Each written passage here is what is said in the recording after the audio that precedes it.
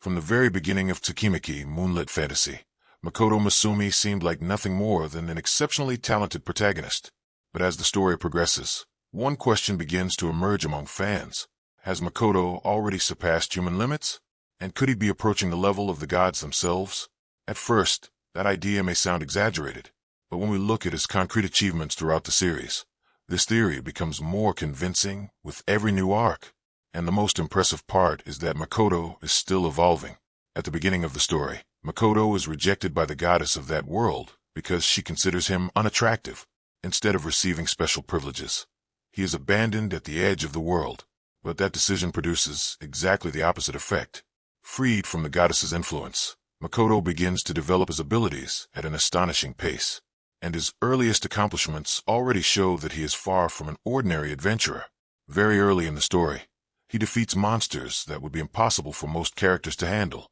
He also forms contracts with two legendary beings, Tomoe, a superior dragon capable of manipulating space, memories, and illusions, and Mio, a calamity-class spider feared even by ancient creatures.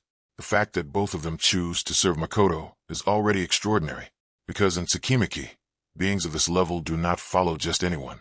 They recognize only someone with truly exceptional power, and that is only the beginning. Makoto also creates a Sora, a personal world that continues to expand. It is not simply a resting dimension. Asura has its own climate, ecosystem, cities, and resources. Very few fantasy characters in any series have demonstrated anything similar. And that raises an important question. How many mortals could create and sustain an entire world? But perhaps the clearest sign of Makoto's level is his mana. Multiple characters comment that his magical reserves are so immense that they inspire fear. At times, his mere presence is enough to pressure both allies and enemies. Even Tomoe and Mio, two of the strongest beings in the series, acknowledge that Makoto's potential is still growing. His combat feats reinforce this idea. Makoto uses his bow to concentrate enormous amounts of mana. Each shot carries enough power to devastate vast areas. When he faces elite opponents, he demonstrates precision, strategy, and destruction on a colossal scale. This is not just raw power. It is overwhelming strength, combined with exceptional control. Another crucial point is that Makoto rarely fights at full strength. On many occasions, he wins without revealing everything he is capable of. That means many of his true limits remain unknown, and that detail is essential. When a character already surpasses almost every opponent while still appearing far from his maximum potential, comparing him to divine beings no longer seems unreasonable.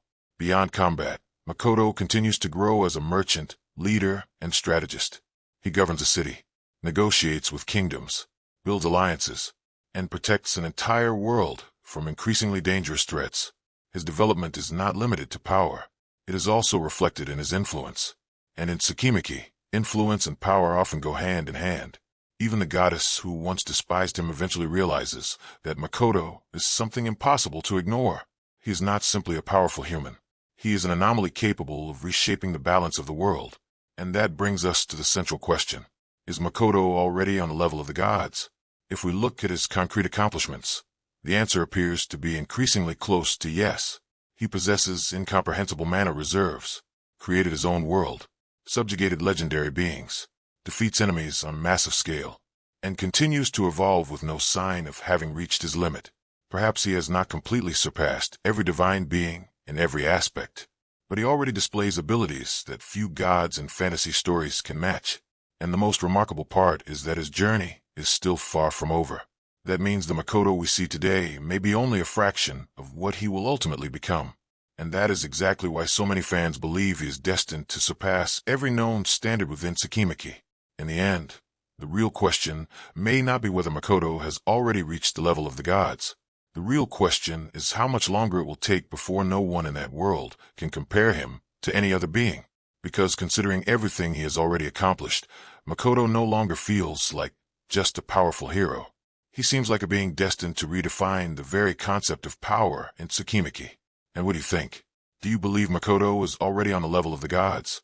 Or do you think his true potential is only beginning to emerge? Share your thoughts in the comments, and subscribe to the channel, because there are still many hidden details in Tsukimichi that can completely change the way we understand the power of Makoto Misumi.